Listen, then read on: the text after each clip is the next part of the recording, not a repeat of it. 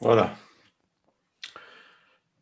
Alors, je voulais simplement vous dire que le cours d'aujourd'hui, ça va être un cours qui est un peu décousu, puisqu'on va essayer d'aller jusqu'à la fin du Sefer de Yehoshua. Je ne vous garantis pas qu'on ira jusqu'à la fin du Sefer Yehoshua, mais la chose la plus importante que je voulais vous dire, c'est que on va faire ça de façon décousue.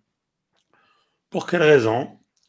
Parce que une bonne partie des chapitres qui nous restent jusqu'à la fin du Sefer Yehoshua, jusqu'à la fin du livre de Josué, sont des parties descriptives. Elles vont décrire des villes, des endroits, des partages, des régions, etc. Et je sais par avance que comme nous ne sommes pas des archéologues, nous ne sommes pas des historiens, ça risque de ne pas nous intéresser au plus haut point, mais on va essayer quand même malgré tout de filtrer et de sélectionner un certain nombre de choses qui correspondent à ce que nous attendons, nous, des enseignements de Yehoshua, et donc certains points certains points saillants que je vais essayer de mettre un petit peu en exergue de façon à ce qu'on retienne quelque chose. Et pour cela, comme d'habitude, j'essaye par tous les moyens d'illustrer ça par des images, hein, d'accord? Par des images, parce que je pense que le côté imagé du cours a plus d'impact que le seul côté écrit, surtout avec Zoom, évidemment. Parce qu'on n'est pas ensemble, on est ensemble qu'à travers, on est ensemble, c'est un cours digital. Hein. Vous savez qu'on vit aujourd'hui le siècle digital, tout est digital. Si vous êtes content, vous digitalisez votre comportement. Si vous êtes mécontent, tout est digital. Il n'y a rien qui est du domaine du concret. Alors c'est terrible. Enfin, on peut en parler de ça. On peut même consacrer un cours uniquement là-dessus. C'est horrible. Bref. Donc, nous sommes donc au chapitre 15 et suivant, avec je ne dirais pas avec l'espoir de terminer aujourd'hui, parce que on n'aura probablement pas fini aujourd'hui. Je pense qu'on consacrera encore un cours pour arriver jusqu'à la fin. Et donc, je vous recommande, et je vous demande d'ailleurs si c'est possible, de penser à la suite de ce shiur, de ce cours de mercredi 11h30, parce que le Sefer de Yehoshua va arriver bientôt à la fin. Donc, si vous pouvez imaginer ce qu'on peut faire comme cours par la suite, comme étude par la suite, pardon, je serais content que vous me donniez votre avis. J'ai toujours en tête, c'est le Kuzari. Hein. Bon, mais Oui, voilà, bon, d'accord. c'est une idée. C'est une idée. Vous savez que le Kuzari est un livre qui est difficile à lire. Je sais. Il n'est pas facile du tout. Vous faites partie nous faisons partie d'une population un peu particulière, il faut reconnaître. Nous ne sommes pas nous ne sommes pas dans nous ne reflétons pas le gabarit du Talmid Chacham qui n'a peur de rien du tout et qui est capable de mâcher, de manger, de croquer n'importe quel texte de la Torah, quel qu'il soit. On ne fait pas partie de cette catégorie. Nous, en règle générale, nous sommes attirés par des grandes idées. D'accord? Donc c'est vrai que le Kuzari a des grandes idées, mais si alors, il n'est pas très difficile de résumer le Kuzari dans ses grandes idées, mais il est difficile de lire et de comprendre le Kuzari. Alors, je n'ai pas dit que c'est impossible, on peut le faire, mais on prend le risque de désintéresser une partie. Alors, si tout le monde est d'accord, avec grand plaisir, alors là, vraiment, j'ai aucun problème là-dessus. Mais peut-être que d'autres ont d'autres idées, puis on va attendre jusqu'à la fin de la semaine prochaine pour, en tout cas, je note que Richard, lui, aimerait bien qu'on fasse le Kuzari. Et pourquoi pas? Alors, si les autres personnes sont d'accord, on peut sélectionner certains textes qui correspondent aux idées générales, à des grandes idées, de façon à essayer de mettre en relief ces idées-là, plutôt que de faire le livre de Kuzari de de A jusqu'à Z, en passant par tous les chapitres, en passant par toutes les discussions, parce qu'en fait, c'est une discussion. Donc, quand il s'agit d'une discussion, c'est toujours difficile de présenter les choses, de suivre les choses, d'étudier ça de façon didacticielle, etc. Bref, donc, mettez-vous en tête de trouver des thèmes ou des sujets d'études prochainement. Et avec l'aide de Dieu, j'espère que la semaine prochaine, on sera fixé sur la suite de ce shiur. Voilà. Donc, venons-en donc, nous sommes donc le 3 mars. Et le 3 mars et le 19 Adar, 5781. Et voilà, première slide. Donc, ça c'est j'allais dire une photo actuelle d'Israël qui se trouve ici, vous voyez, juste ici, comparé à l'ensemble des pays arabes, sans compter tout ça. Donc à partir, je trace une ligne, hein, Maroc, Algérie, Libye, Égypte, Arabie Saoudite, Yémen, Oman, Émirats, Iran, même pas Pakistan d'ailleurs, et puis Turquie, voilà. Cette partie-là, vous voyez ça, là, peut-être Soudan aussi, là, voilà. Vous voyez, Iran, Turquie, Israël aujourd'hui avec ses 21 000 km², ça représente 1/500e de la surface de cette partie des pays arabes que je viens de noter, en ajoutant que la Turquie n'est pas un pays arabe, mais un pays musulman. Mais je l'ai ajouté quand même parce que vraiment, il fait partie des ennemis directs d'Israël, de même que l'Iran d'ailleurs. Je n'ai pas, bien entendu, pas mis tous ces pays-là qui sont en dessous.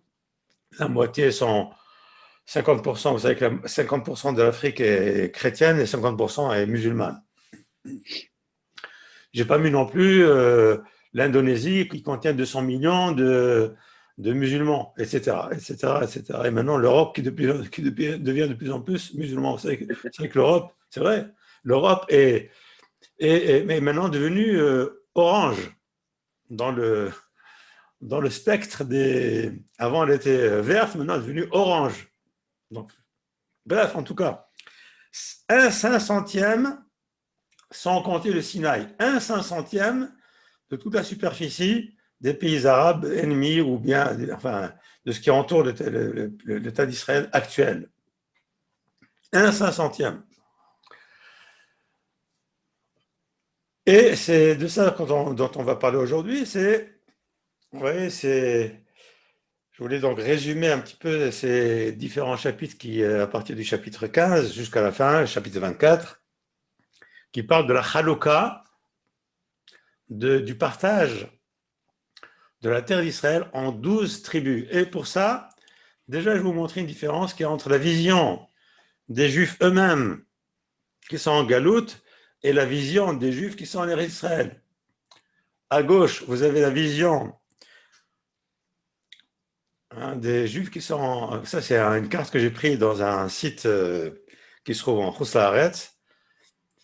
Vous voyez ici, par exemple, en particulier, vous voyez que la tribu de Asher, elle arrive jusqu'à Sidon.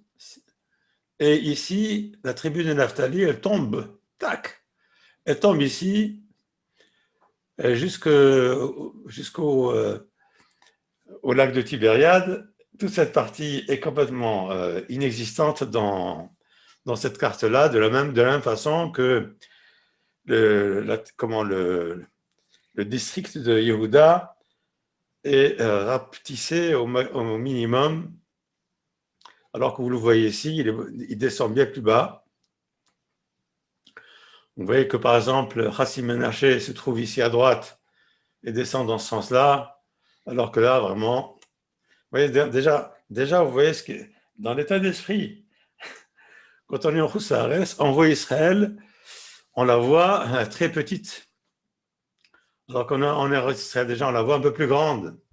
Je vais vous montrer un petit peu dans la réalité, telle que le professeur Elissour le prouve. Lui, c'est un archéologue, c'est un historien, il sait de quoi il parle. Vous allez voir que c'est un peu plus conséquent que ces deux cartes qui sont devant nous. Voilà, par exemple, ici, nous voyons la tribu de la répartition ou le partage ou l'attribution, pardon, de la région de la tribu de Yehuda. Alors, vous voyez que nous voyons ici Be'er Sheva. Peut-être qu'on peut faire quelque chose.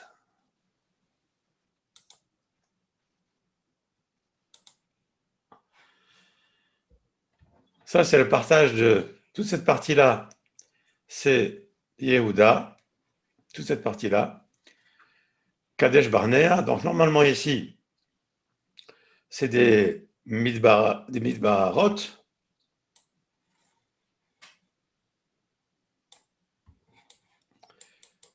Midbar Paran.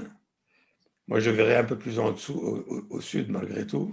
Ici, vous voyez là, le wadi de Al-Arish, El-Arish, ici. Avant le canal de Suez qui se trouve ici, rappelez-vous. Et on voit donc Be'er-Sheva, Hebron. Hebron a été attribué à Caleb Ben Yifune. On va le voir tout à l'heure.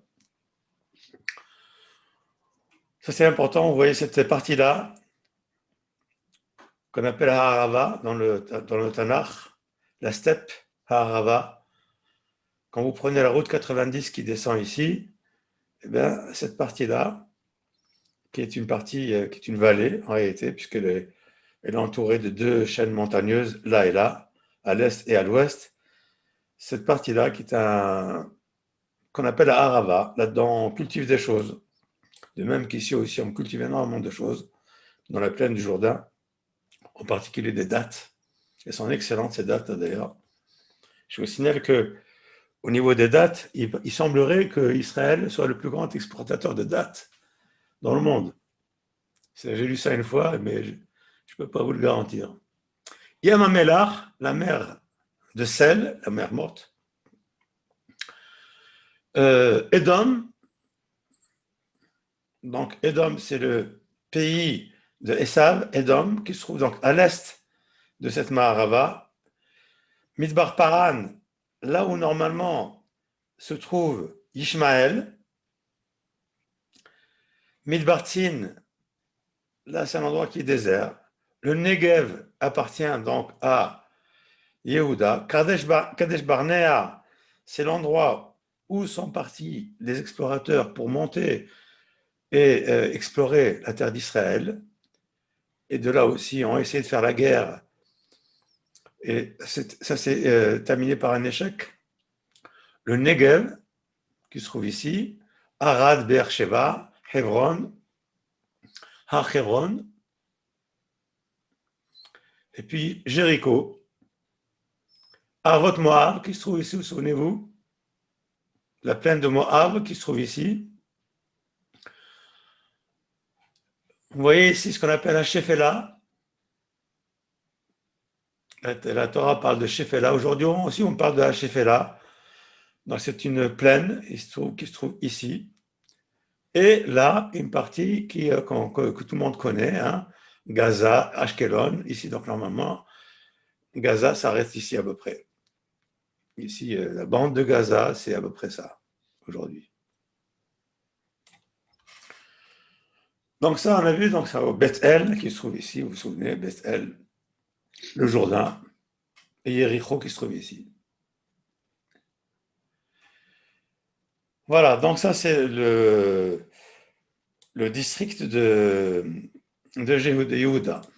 D'accord.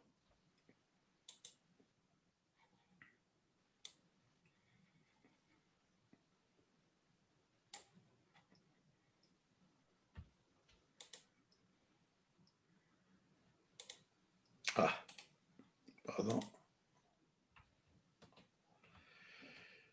Alors, concernant le nord maintenant, ça c'est important de voir. Vous voyez toutes les images qui sont en jaune, sont des images qui sont tirées du livre du professeur Elitzur.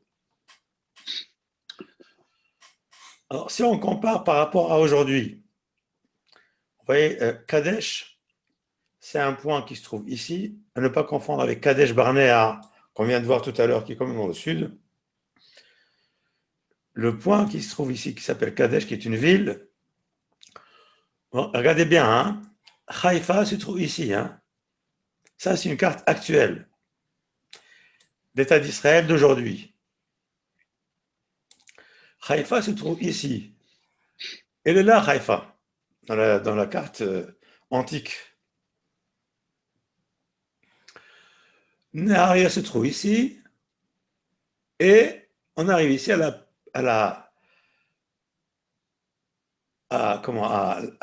limite, à la frontière avec le Liban.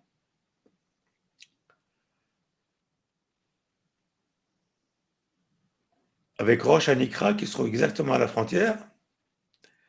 Et vous voyez que la frontière avec le Liban trace un trait horizontal. Après, elle monte par rapport au fleuve du Litani, à la rivière du Litani. Ensuite, elle va vers l'est, vers le nord-est. Et elle descend. Et ensuite, elle vient vers l'ouest en oblique et contourne donc le Yarmouk.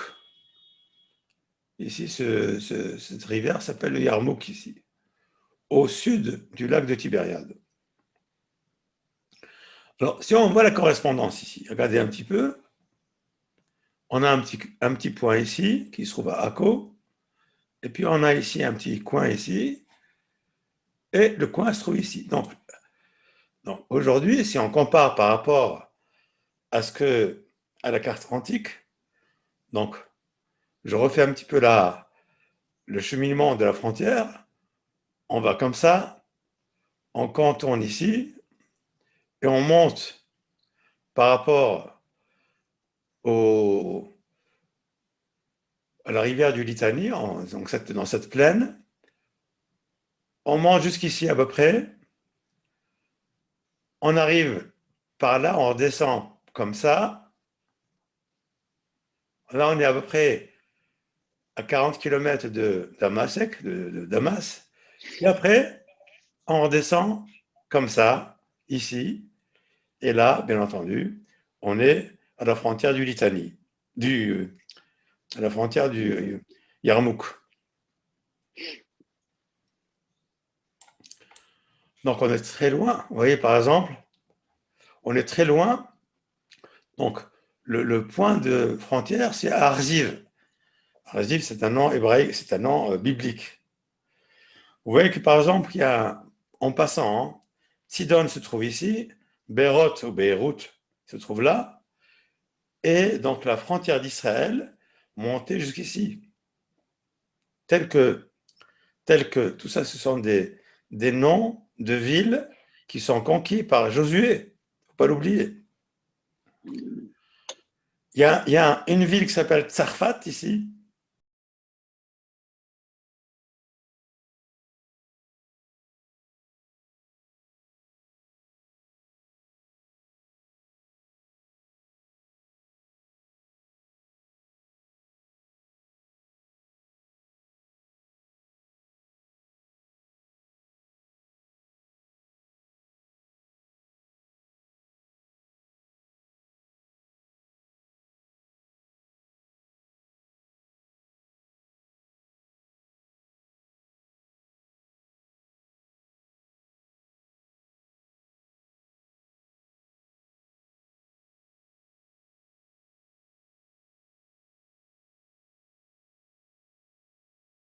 Mais qui est pas du tout le pays de Tsarfat, qui est la France.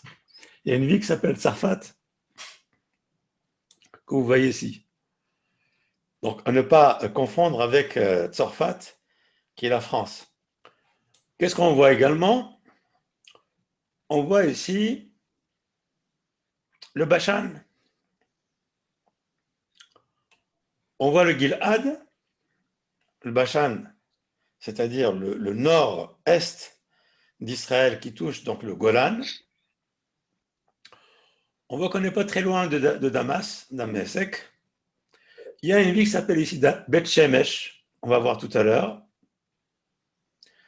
Ici, une ville qui s'appelle Laïch, qui a été conquise par la tribu de Dan. Bien que la tribu de Dan se situe complètement du côté de Tel Aviv aujourd'hui, de Tel Aviv d'aujourd'hui, pardon. La tribu de Dan est montée, a trouvé que son territoire était trop petit, sont montés au nord d'Israël et ont conquis cette partie-là. On retrouve ici la tribu de Naphtali,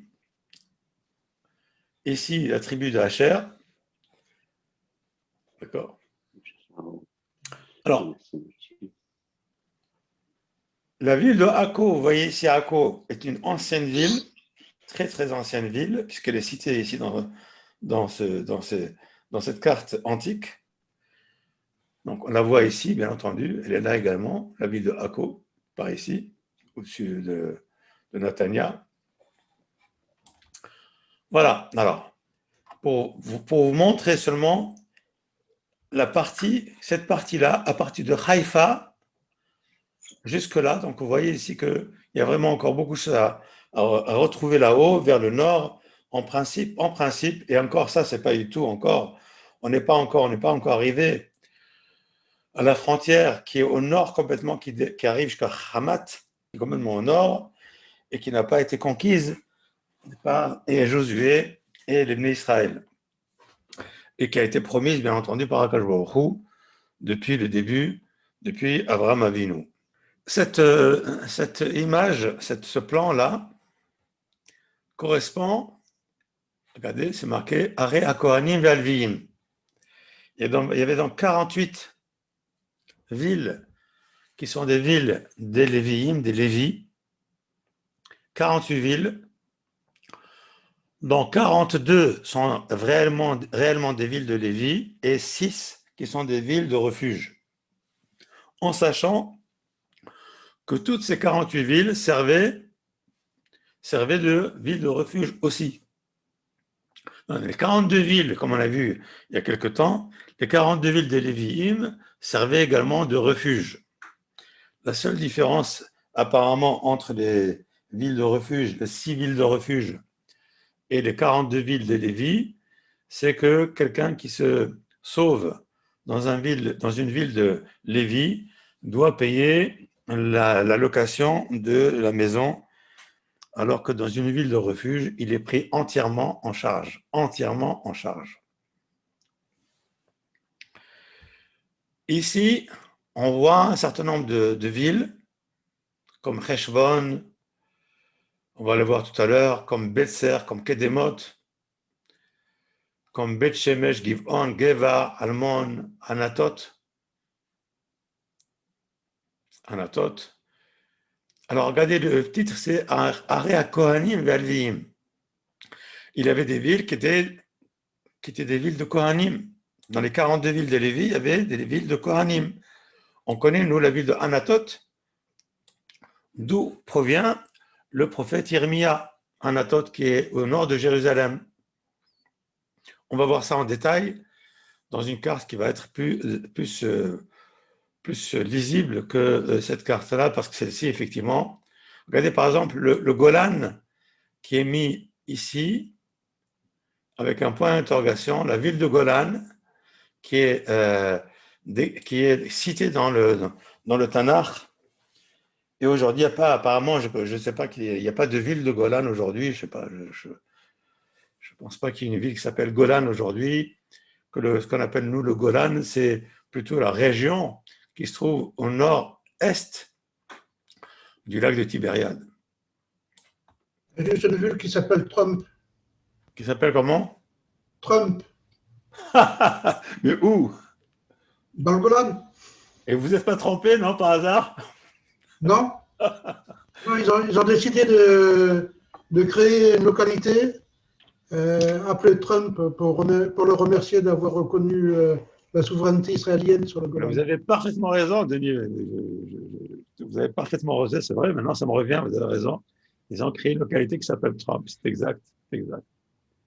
Alors voilà, revenons un petit peu à nos moutons. Vous voyez, je reprends cette carte, qui est une carte israélienne, et vous voyez ici, Ari Alvim, les villes des Lévis. Où est-ce que je peux mettre ça? On met ça ici.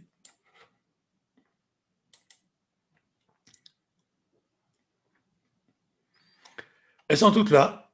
Kadesh fait partie, c'est une ville de Lévi. Une ville, pardon, c'est une ville. Kadesh, c'est une ville, c'est Aré Miklat, c'est pas une ville de Lévi, c'est Aré Miklat. Je vous montrerai tout à l'heure une photo, la même, dans laquelle j'ai encadré les villes de refuge et dans laquelle j'ai mis un rond quand il s'agit des villes des Kohanim. Tout le reste étant des villes de Lévi. Donc tout ça, si vous comptez tous ces points-là, vous allez trouver 48. 48 points.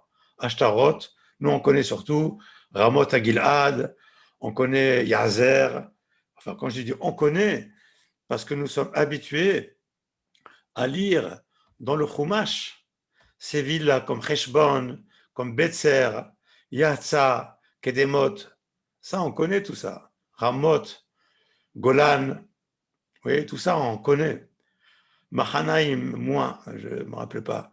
On connaît Shechem, on connaît bien. Shechem, ça, on connaît très bien. On connaît Anatot, on connaît Geva, on connaît Giv'on, Yerushalayim, bien sûr. Beth Shemesh, Hebron, quoi encore? Bref, on connaît une bonne partie de ces villes-là.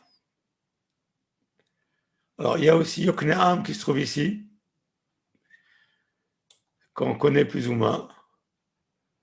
Et sinon, enfin, quand j'ai dit on, j'ai dit plutôt moi, parce que j'imagine que vous en connaissez peut-être plus que moi. Mais ce sont des noms qui sont connus. En tout cas, ici à l'Est, tous ces noms-là sont connus parce que le Chumash en a parlé souvent. D'accord? On voit donc la différence notoire qu'il y a entre cette carte-là et celle-ci. Vous voyez, ça c'est une carte approximative. Ça c'est une carte qui est beaucoup plus précise sur l'étendue du territoire qui a été conquis par Yehoshua, en sachant d'avance que ce territoire était un petit territoire par rapport à l'ensemble du territoire qui a été attribué à Israël.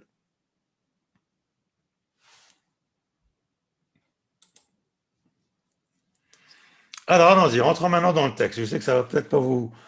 Une fois que je vous ai montré les images, vous allez peut-être au niveau des textes, on est obligé de passer quand même malgré tout un petit peu de temps sur les textes.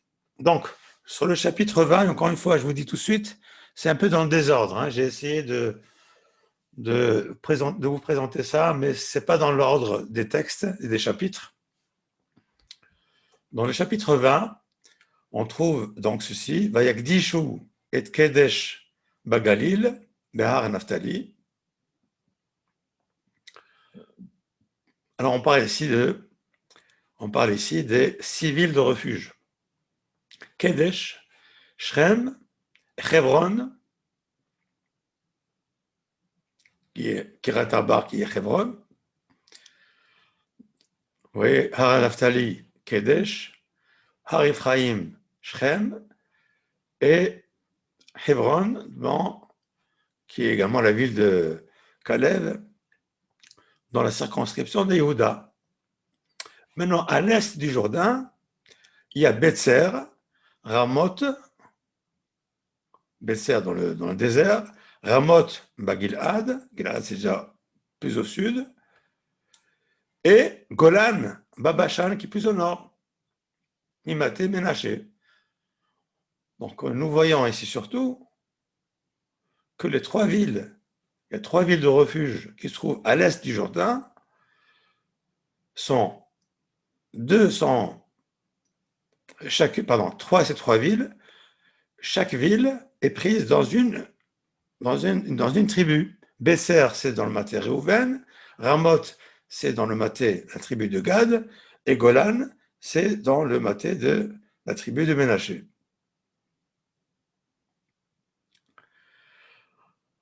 Le verset 9 nous rappelle que ces villes-là étaient destinées aux enfants d'Israël et aux convertis pour la Nushama, pour s'enfuir. Hein, il s'agit de quelqu'un qui est Rotseach, qui a tué Bishgaga par inadvertance, et on veut le sauver, le Yamout, on veut le sauver de la main du Goël Adam, du vengeur de sang. Il va de soi que quand quelqu'un voit son parent mourir par une négligence, même il veut tout de suite aller venger la mort de son proche. Ça va de soi. Donc la Torah veut sauver ce meurtrier qui a tué par inadvertance, et pour le sauver, elle lui indique des villes de refuge dans lesquelles il peut se réfugier et être là-bas accueilli, accepté, nourri et blanchi, et on lui offre l'asile tout le temps que le Kohen Gadol n'est pas encore décédé. C'est-à-dire qu'en fait, en réalité, il peut rester là-bas pendant 6 mois, comme il peut rester là-bas pendant 50 ans. Il faudra qu'il attende que le Kohen Gadol meure pour se libérer de cette ville. Bien entendu, quand il va rentrer dans cette ville-là, cette ville est habitée par des Lévis. Les Lévis ont la fonction d'enseigner la Torah, donc il va être accueilli par des Lévi'im qui vont lui enseigner la Torah et qui vont lui enseigner comment faire. Ils vont lui enseigner la bonne conduite, ils vont lui enseigner le moussard, ils vont lui enseigner comment éviter d'être négligent, ils vont lui enseigner beaucoup de choses. Et plus on apprend la Torah, et plus on apprend à éviter les négligences et les accidents, bien sûr pas tout, mais les accidents qui sont des accidents dus à notre négligence en particulier. Donc on peut comprendre pourquoi est-ce que cette personne-là est astreinte à être enfermée dans cette ville tout le temps que le Kohen Gadol, parce que le Kohen Gadol, c'est vraiment le chef, le grand chef de toute la tribu des Lévis. C'est le grand chef de toute la tribu des Lévis. Et on imagine qu'il a aussi une petite partie ou une petite part de négligence lui aussi. La Gemara, elle dit, étant donné que le Kohen Gadol n'a pas suffisamment prié pour Israël, alors c'est pour ça que des événements de ce genre-là, hein, qui sont dus à des négligences, peuvent survenir dans le Ham Israël. Et c'est pour ça qu'il y a une relation entre le Kohen Gadol et l'endroit où va se réfugier le meurtrier qui a tué par inadvertance. En fait, en réalité, on comprend bien que le Kohen Gadol, c'est le chef, c'est le patron de l'ensemble de la tribu des Lévis qui a pour but d'enseigner la Torah. Et cet enseignement n'est pas arrivé au point d'emplir entièrement le Ham Israël, alors bien évidemment, il va y avoir de plus en plus d'accidents de ce genre-là, et donc le Kohen Gadol a une certaine relation indirecte avec ce genre d'événements. C'est pour ça que le meurtrier est astreint à résider dans cette ville de refuge jusqu'à la mort du Kohen Gadol.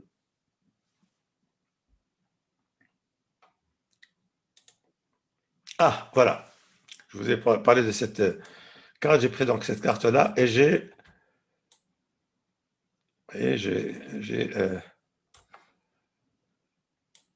voilà. Donc, vous voyez, j'ai mis un carré autour des villes de refuge, Betzer, Ramoth et Golan. Voilà, 3 villes de refuge à l'est du Jourdain.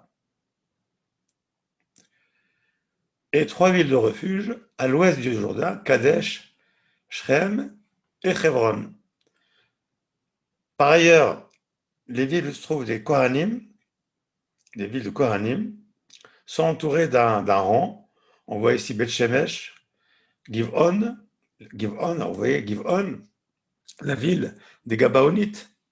là où il y avait les Kohanim, les Gabaonites, sont arrivés là-bas, dans cette ville-là, c'est leur ville, et cette ville-là a été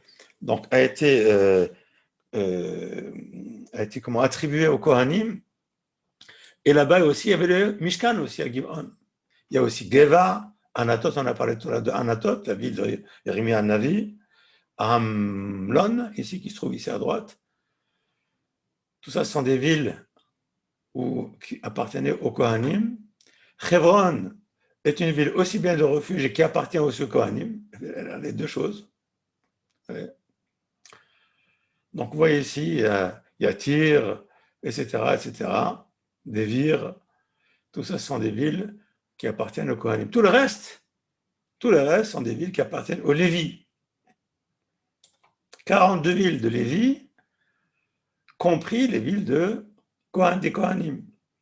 En tout, 48 villes. 42 villes de Lévi'im, plus 6 villes de refuge, ça fait 48 villes. Donc 48 villes dans lesquelles il y a des Lévis qui habitent là-bas, qui enseignent, qui se déplacent également, qui vont au Beth Amikdash, qui, à tour de rôle, les Lévis vont à tour de rôle, comme les Kohanim vont à tour de rôle, une par famille, au Beth Amikdash pour faire le service du Beth Amikdash ou du Mishkan. Voilà. Ça n'a pas de questions jusqu'à présent? D'accord, alors allons-y.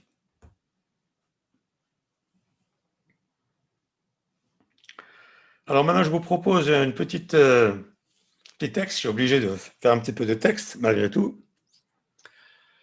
Au chapitre 17, on revient au chapitre 17. Agora le Mate Menaché, Kihu Bechor Yosef.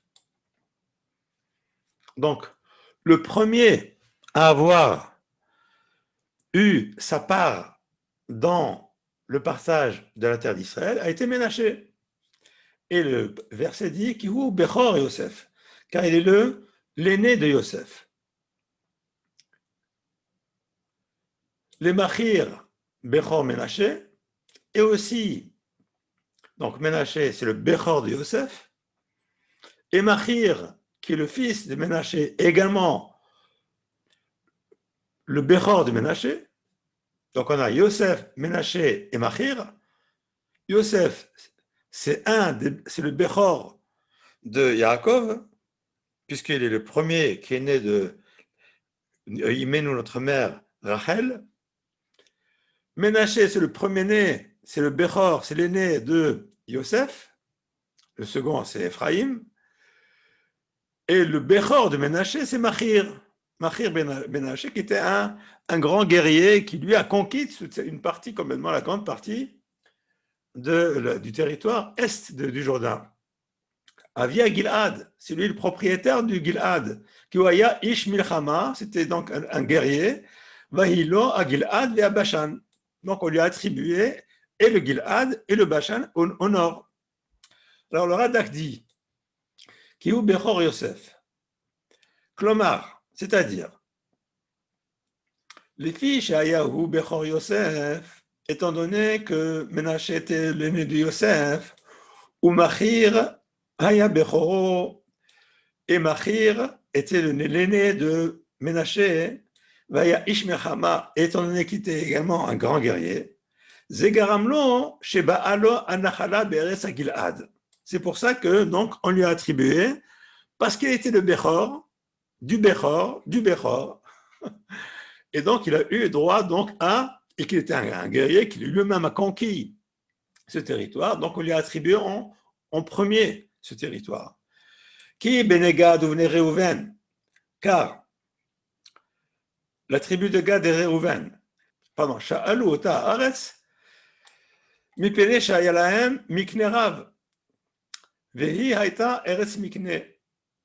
Donc, les tribus de Gad et Réhouven ont demandé de prendre cette terre parce qu'ils avaient beaucoup de troupeaux. Mikne Rav. Vehi Haïta Eretz Mikne. Et cette terre-là, qui se trouve à l'est du Jourdain, était une terre qui était propice justement aux troupeaux d'animaux. Aval Chatzi Shevet Menashe, mais la demi-tribu du Menashe, lo haya la ela mipene givurato. Il n'a eu ça non, que parce qu'il était Gibor. Gvurato chez Machir. Machir, c'était un Gibor, un héros, chez la Kad Haaretz Hazou, qui est donc a conquis cette terre. Vezu abracha aïtalon mipene shaya aviv bechor Yosef. Et cette bracha, cette bénédiction qu'il a eue, il l'a eu parce qu'il était le bechor de Yosef. Vehu aya bechor gamken. Et Machir ben Menashe, lui aussi était bechor. Menashe était bechor, Yosef était bechor. ובעבורו רמז משה בבחורתו, בברכתו, סליחה, et à cause de ça, Moshe Rabbeinu, il a fait allusion dans sa bénédiction en disant Bechor Shoro Hadarlo. Donc vous voyez ici que le Radak il dit ici que la bénédiction de Moshe Rabbeinu a fait allusion non pas à Yosef, comme nous on croit, mais plutôt à Machir ben Menashe. À Machir ben Menashe, qui lui, Karne Re'em Baem Amim Inagach Yardav, pour dire justement que Machir ben Menashe, qui était donc issu de la tribu de Yosef, était l'aîné de Menashe, qui lui-même était l'aîné de Yosef. Lui serait un homme qui sera un homme vaillant, un héros de guerre, et avec ses cornes, Karne Re'em, avec ses cornes de Re'em, il va donc frapper les Ginagach Yardav, il va frapper les peuples qui sont des peuples idolâtres qui se trouvaient donc à l'est du Jourdain. Donc on comprend pourquoi est-ce que dans ce verset-là, du chapitre 17, on comprend pourquoi le Goral, le sort, entre guillemets, c'est pas le sort, c'est la parole divine à travers les Urim Vetumim. Les Urim Vetumim sont un pectoral qui contient 12 pierres précieuses. Chaque tribu a apporté une pierre précieuse et ce pectoral s'illumine pour donner des indications. Donc ce Goral-là, il a d'abord et avant tout attribué le territoire à Machir ben Menashe. D'accord, il a attribué une grande partie du territoire parce que cette grande partie du territoire a été conquise par Machir ben Menashe. Donc on comprend très bien pourquoi est-ce que d'une part, il y a une allusion de Moshe Rabbeinu avec sa bénédiction sur Machir ben Menashe. Deuxièmement, pourquoi Machir ben Menashe, qui était le Bechor, était l'aîné, avait droit en priorité à recevoir sa part avant tout le monde. Alors, allons-y, continuons encore. Donc, on a vu ça au verset 2. ויבנה מנשה הנותרים למשפחותיו לבני אביעזר ולבני חלק ולבני אסריאל ולבני שכם ולבני חפר ולבני שמידה אלה בני מנשה בני יוסף הזכרים למשפחותם. Ici, nous voyons quelque chose qui est intéressant. Nous voyons 6 familles. Vous savez qu'une tribu est composée de familles. Une fois qu'on a attribué un territoire à une tribu, ensuite on partage ce territoire, on part et chaque part est attribuée à une famille. Il faut vous mettez ça bien en tête pour comprendre la suite. Donc la tribu des Ménaché contient donc 6 familles. 1, 2, 3, 4, 5, 6. Je les ai mis en jaune. 6 familles. Aviezer, Chedek, Asriel, Shrem, Hefer, retenez bien ce nom, et Shmida. 6 familles comprennent la tribu de Ménaché. Et regardez maintenant, Slofrad ben Hefer, vous avez entendu parler de ce nom, et surtout des filles de Slofrad, Ben Hefer, Ben Gilad, Ben Machir, Ben Ménaché. Alors là, on a été un peu plus loin, on est descendu un peu plus dans l'arborescence. Tout à l'heure, on était arrêté à Machir. Maintenant, on descend à Gilad et on redescend à Hefer. Lo ayulo banim, ki im banot. Donc, ce Khéfer-là, ce Tzlofrat, n'avait que des filles. Il avait 5 filles, pas de garçons. Et vous les connaissez tous, vous les connaissez toutes, ces filles-là. Elles s'appelaient Mahla, Noah, Hogla, Milka et Tirsa, comme tout le monde sait.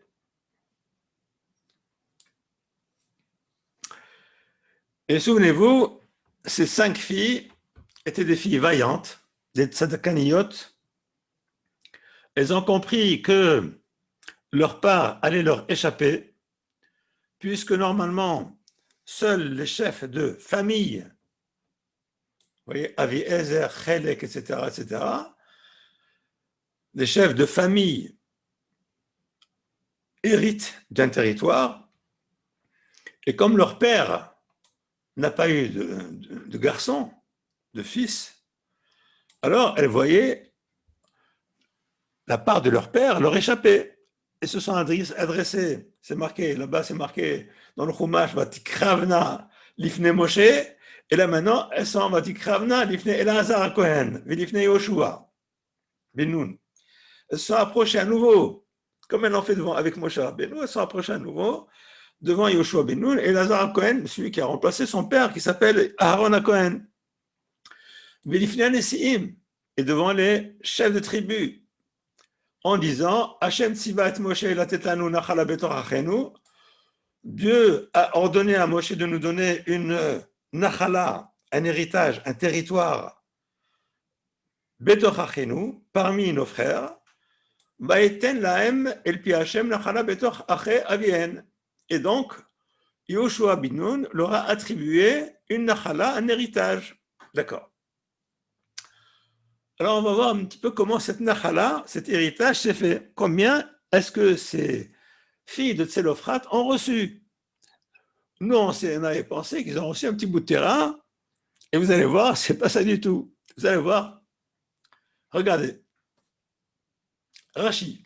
Que nous dit Rashi dans ce verset qui dit que finalement, Josué a donné un territoire à ses 5 filles de Tselophrate. Il nous dit, Rashi nous dit, et c'est pas lui qui invente. Vous allez voir, c'est dans la Gemara, c'est une Mishnah dans Batra d'ailleurs. Shisha, les Shisha battaient à vote. Comme on a vu plus haut, il y avait 6 battaient à vote, 6 familles dans la tribu de Ménaché. Alors donc, il leur a donné 6 parts à ces 6 tribus, qui sont comptées les mâles là plus haut dans le verset précédent. Vers bas, les Vnot Tselophrate. Alors là, écoutez, là, vous voyez, c'est absolument incroyable. Les filles de Tselophrate, elles sont 5, elles ont reçu 4 parts. En tout, il y avait 10 parts. 6 parts ont été attribuées à 6 familles et les 5 filles de Tselophrate ont reçu 4 parts. Alors, ce n'est pas de la rigolade. Ce n'est pas un petit bout de terrain qu'elles ont reçu. Elles ont reçu un gros morceau. Rachid dit, non, shetehe kol achat bet av. C'est pas pour dire que chacune de ces 5 filles en elle-même s'appelle bet av, c'est-à-dire une famille, une maison d'un père, hein, une maison paternelle. En elle-même, les asma, ella shinatlu arba'a halakim. Mais ces 5 filles se sont partagées 4 parts. Et on va expliquer pourquoi elles se sont partagées 4 parts. Alors, je vous demande de mettre votre ceinture de sécurité pour que vous compreniez comment est-ce que la Mishnah a expliqué ces 4 parts. Ou une braïta, je ne me rappelle plus très bien si c'est une braïta ou une Mishnah. Hein. Un des deux. Alors, souvenez-vous, hein, c'est les filles de Tselophrate. D'accord. Alors, elles ont reçu, bien entendu, la part qui revient à leur père. Pourquoi? Parce que leur père, Miotse Misraïm, il sortait d'Égypte. Et vous savez que le partage de la terre a été fait par rapport à ceux qui sont sortis d'Égypte, au bâté à vote de ceux qui sont sortis d'Égypte. Et non pas par rapport à ceux qui sont maintenant. D'accord.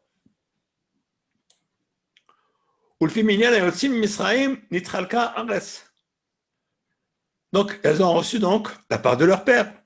leur père est sorti d'Égypte, bien qu'ils soient morts dans le désert, comme tous ceux qui avaient plus de 20 ans qui sont morts dans le désert. Ces 5 filles ont reçu la part de leur père.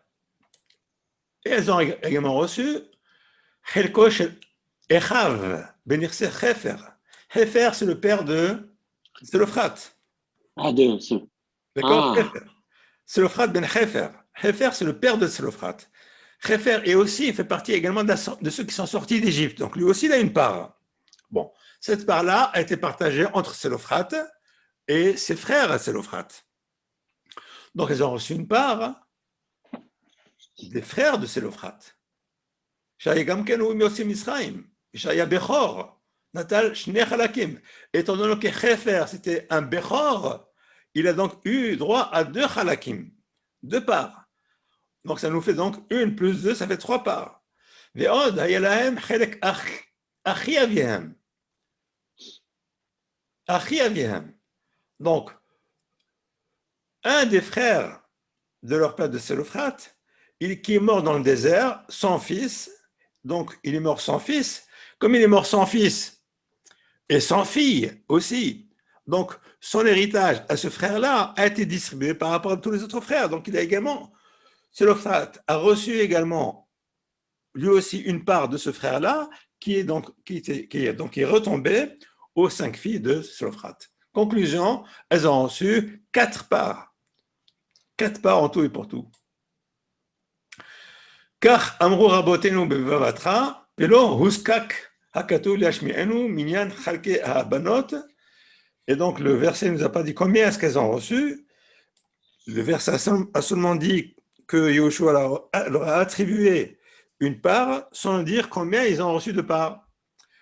Et là, il l'amène Shinatlu Chelek HaBechora pour dire simplement qu'elles ont reçu une partie de l'aînesse de Tselophrat, ou l'Odia chez Eretz Israël, Chelek Yerushalayim, Muchzeket Me'avotem. Attendez, on va bouger ça d'ici. Voilà. Chez Iluleken, En HaBechor Notel Beraoui Kebemuchzak. Alors ça c'est important, c'est une notion de Raoui et de Muchzak. Vous voyez, on a compris ici par exemple que il y en a un qui était donc Bechor, Shaya Bechor, le frère était Bechor, son père, également, donc c'est pour ça qu'ils ont eu 2 parts ici, ici une part, et ici le frère, Chelkomin Echav, c'est le père, Hefer était Bechor, donc il a eu droit à 2 parts. Alors, donc on va comprendre ici que ils ont eu droit lui-même a eu droit à ces 2 parts parce qu'il héritait de quelque chose qui était Mourzak et non pas Raoui. Et ça, c'est pour nous enseigner justement, pour nous enseigner cette Baraita-là ou cette Gemara, cette Mishnah, pour nous enseigner que on n'hérite que Bemourzak et non pas Beraoui. Alors on va voir un petit peu ces 2 notions, peut-être un peu compliquées pour nous, mais très facile, en réalité très très facile. Vous allez voir, j'ai choisi 2 exemples que j'ai pris dans un livre qui est très connu et qui explique très bien cette notion-là au niveau de l'héritage. Je veux, bien entendu, ici délimiter cette définition uniquement au niveau de l'héritage parce qu'elle est une définition beaucoup plus importante que ça au niveau des nechassim, au niveau des avoirs, des biens, etc. Mais ici, uniquement au niveau de l'héritage, sur ces 2 petits exemples, on va comprendre ce que signifie Raoui, ce que signifie Mourzak, et surtout leur impact au niveau de l'héritage. Alors regardons ça, et on va peut-être finir aujourd'hui avec ça, on continuera la semaine prochaine pour le reste. Alors, vous allez voir ici, donc, une dougma, les Raoui, qu'est-ce qu'on entend par Raoui? Raoui, ça veut dire c'est convenable, hein, ça lui convient, ou c'est Raoui, c'est convenable, hein, ça lui correspond. Yere. Raoui, du mot ra'a. Hein. Alors, le cas, Ba'al Yoresh Itishto. Donc on sait que normalement, le mari, si sa femme meurt avant lui, il hérite de sa femme. Aval im meta ishto. Maintenant, si sa femme est morte, ve'achakar met aviha. Regardez bien la séquence. Hein. D'abord, la femme elle est morte, puis après, son père à elle est mort. Dans ce cas-là, Ve'ilu haïta haya. Et donc, si elle était vivante, c'est-à-dire, si on considère la séquence inverse, le père de la femme meurt, puis après la femme elle-même, elle meurt, à ce moment-là, comme la femme, elle hérite de son père si elle n'a pas de frère, donc ça s'appelle qu'elle hérite de quelque chose qui est murzak. Kevan shemeta kodem le'aviha.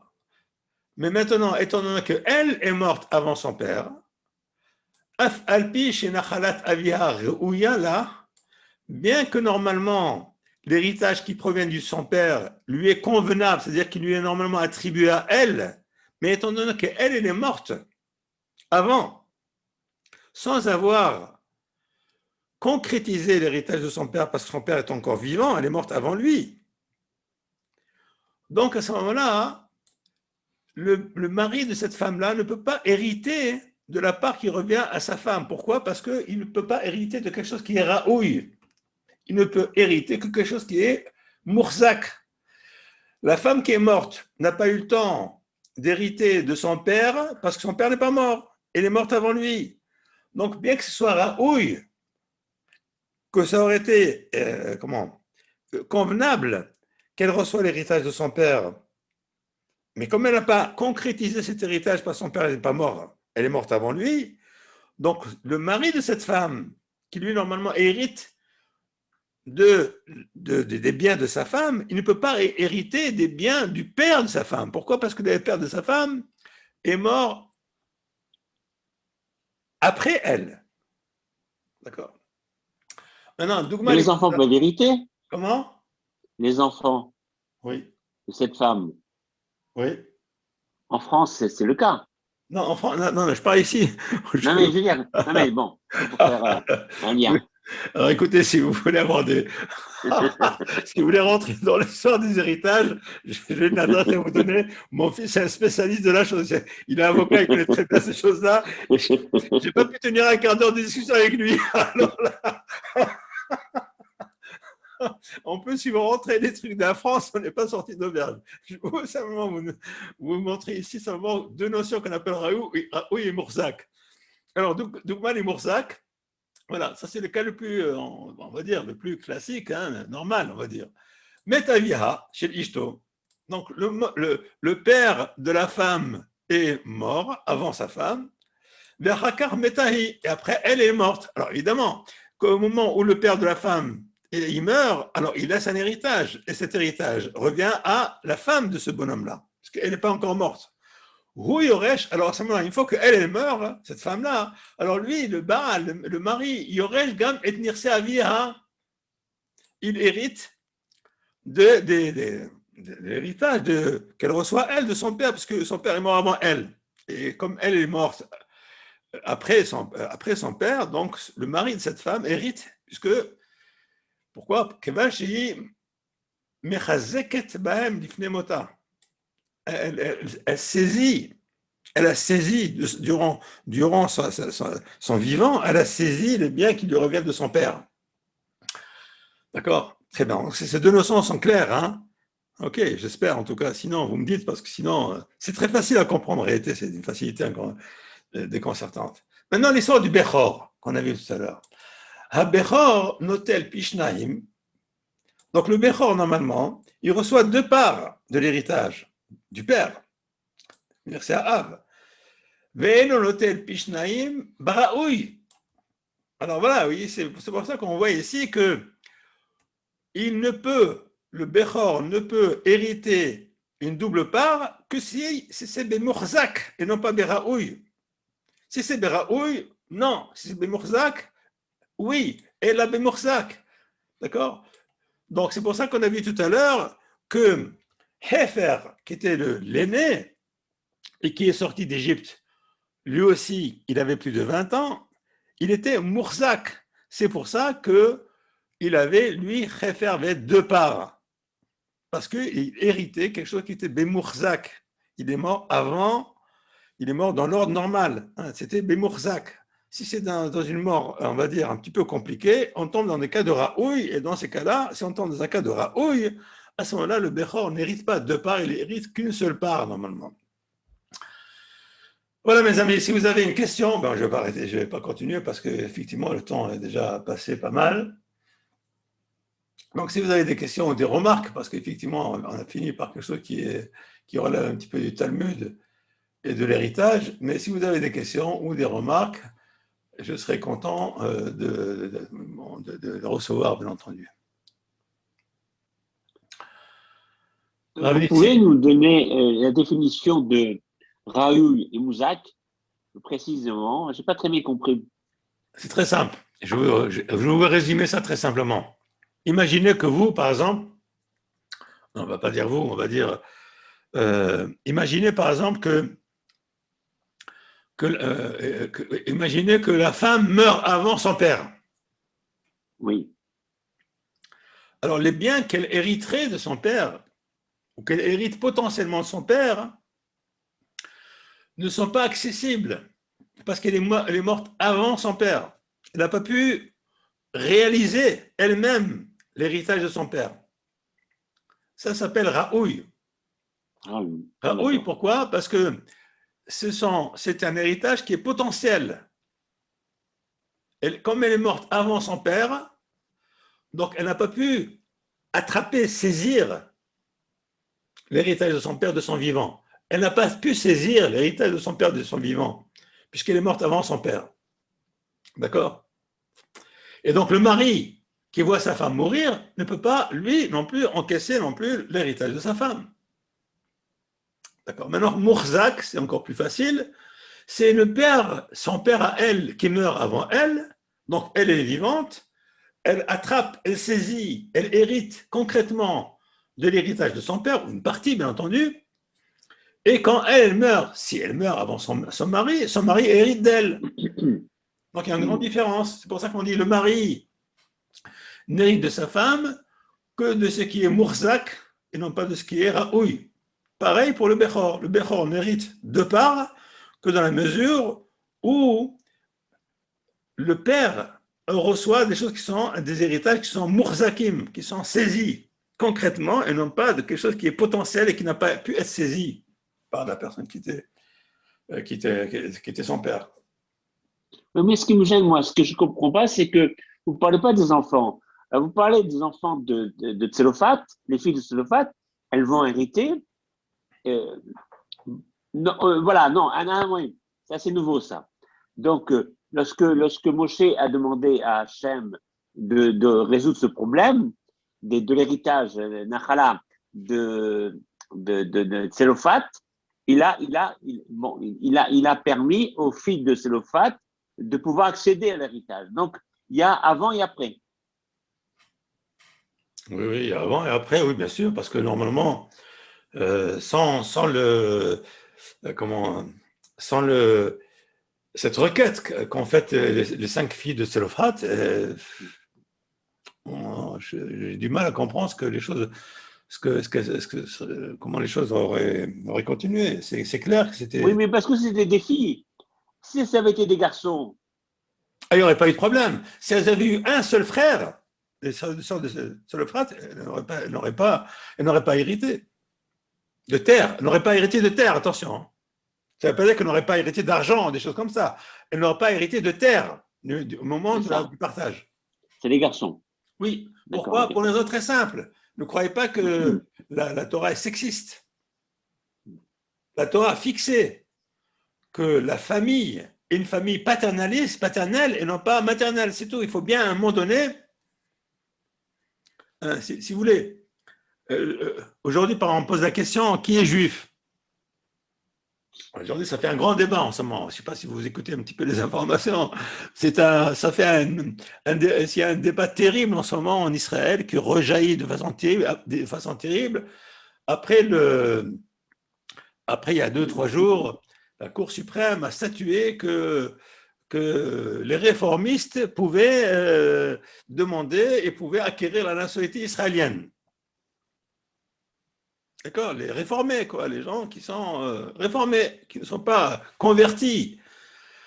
par un beddin normal, un beddin qui fonctionne selon la halakha, mais qui sont convertis selon des rabbins réformistes. Il faut savoir que 20% des rabbins réformistes se disent eux-mêmes athées.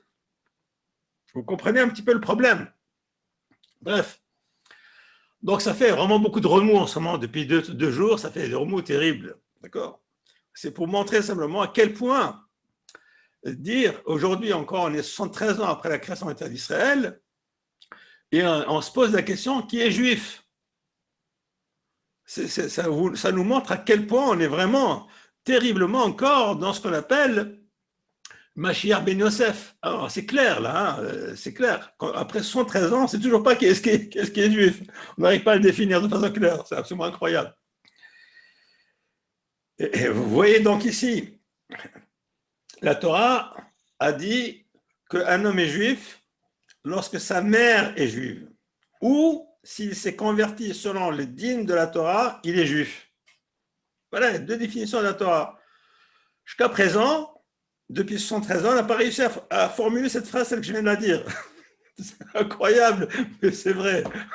C'est aussi simple que ça, ne croyez pas que ça va plus loin. N'imaginez surtout pas que c'est plus compliqué que ça. Hein. C'est compliqué dans la tête des gens, mais sans plus. La Torah dit, un homme est juif si sa mère est juive, ou si lui se convertit selon le dîme de la Torah. Ok ?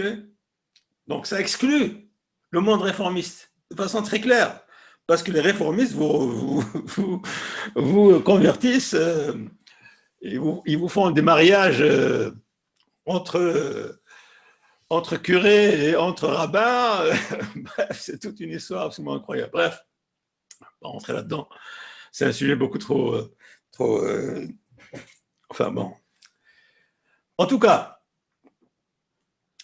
la Torah a aussi décidé de façon très claire que ça c'est au niveau d'identité, l'identité donnée par la mère.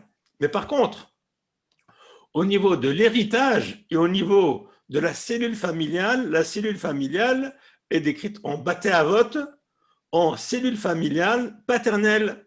Vous voyez, donc il y a un partage dans la définition entre ce qui revient de la mère et ce qui revient du père. C'est simple comme bonjour. D'accord ? La Torah a décidé ainsi.